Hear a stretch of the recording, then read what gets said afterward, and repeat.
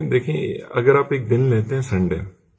اور for example Sunday کو کسی کو بھی ڈینگی کا بخار ہوتا ہے، تو سنڈے میں اگر آپ 6 دن ایڈ کریں تو کون سا دن بن جائے گا؟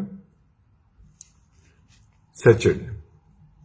اسی طرح اب آپ ایگزامپل لیں کہ ایک بڑا سارا پیالہ ہے اور اس میں آپ پانی ڈالتے جا رہے ہیں، لیکن اس پیالے میں کیونکہ کچھ سوراخ ہوئے ہوئے ہیں تو وہ سارا پانی آپ کا باہر چلا جاتا ہے، اس میں سے کچھ پانی۔ تو ڈینگی بخار میں بھی یہی ہوتا ہے۔ یہ ڈینگی بخار ایک وائرل بیماری ہے، یہ ایک وائرس کاز کرتا ہے جس میں آپ کی جو خون کی نالیاں ہیں اس میں چھوٹے چھوٹے چھوٹے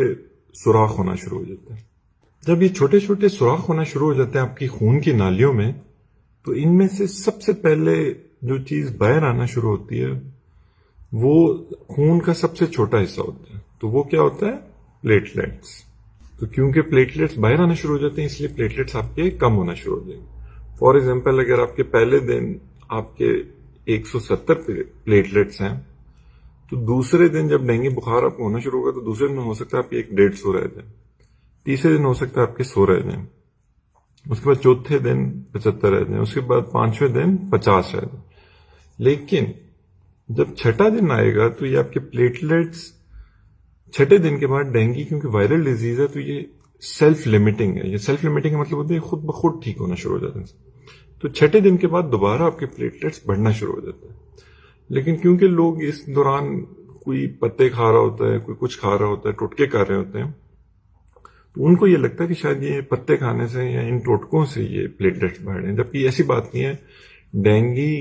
کے بخار ہونے کے چھٹے دن وہ خود بخود بہتری کی طرف پیشنٹ مائل ہونا شروع ہو جاتا ہے۔ اچھا، اب دیکھیں اگر خون کی نالی میں سوراخ ہو رہے ہیں چھوٹے چھوٹے، اور سب سے خون کا چھوٹا کلیہ جو ان سے تھا پلیٹلیٹس، وہ تو باہر آ گیا، ساتھ کیا چیز باہر آنا شروع ہو جائے گی؟ ساتھ آپ کی باہر آنا شروع ہو جائے گی واٹر یا پانی۔ اب لوگ کیا کرتے ہیں کہ لوگ اپنا تمام فوکس رکھ دیتے ہیں پلیٹلیٹس پہ، جبکہ اصل جو آپ کا فوکس ہونا چاہیے وہ ہونا چاہیے واٹر پہ، کیونکہ یہ سب سے ڈینجرس چیز ہے۔ دیکھیں اگر آپ کے پلیٹلیٹس خون میں کم ہو بھی جائیں نا تو اس سے کوئی فرق اس طرح نہیں پڑ رہا ہوگا کہ آپ کے جسم پورے میں کہیں پہ بھی خون نہیں نکل رہا، تو یہ ان کی کمی آپ کو کوئی کسی طرح تنگ نہیں کرے گی۔ لیکن اگر آپ کا پانی، کیونکہ وہ جب باہر آنا شروع ہوگا اور آپ ڈی ہائیڈریشن میں چلے جائیں گے، تو اب کیا ہوگا کہ آپ کے پورے جسم میں چھوٹے چھوٹے السرز بننا شروع ہو جائیں گے، اور اب کیونکہ وہ السرز بنیں گے تو تب پلیٹلیٹس کم ہونے کی وجہ سے بہت زیادہ بلیڈنگ ہوگی۔ اب اس کے بعد جو اگلا چیز جو ہمیں سمجھنی چاہیے اس میں وہ یہ ہے کہ دیکھیں اگر ایک خون کی نالی ہے اور اس میں سے پلیٹلیٹس باہر آ رہے ہیں اور پانی باہر آ رہا ہے، تو اس کو ہم کس طرح مانیٹر کریں گے؟ پلیٹلیٹس کا تو آپ کو پتہ ہے کہ آپ سمپل اس میں بلڈ سی پی کرا لیں گے، لیکن جو آپ کا پانی باہر آ رہا ہے اس کو آپ کس طرح مانیٹر کریں گے؟ اس میں سب سے پہلے آپ اس کا بلڈ پریشر دیکھتے رہیں گے پیشنٹ کا، کہ وہ تو نہیں، اس میں تو نہیں فلکچویشنز آ رہی، وہ ایک اسٹیٹ آف شاک میں تو نہیں جا رہا۔ پھر آپ سائنز آف ڈی ہائیڈریشن دیکھیں گے پیشنٹ پہ، کہ پیشنٹ کسی طرح بھی سائنز آف ڈی ہائیڈریشن میں تو نہیں جا رہا۔ اس میں one of the biggest signs is urination, کہ اگر پیشنٹ پیشاب کرتا رہ رہا ہے تو تب اس کا مطلب ہے کہ پیشنٹ کی باڈی ٹھیک ہے، وہ ابھی تک اس طرح ڈی ہائیڈریٹ نہیں ہوئی۔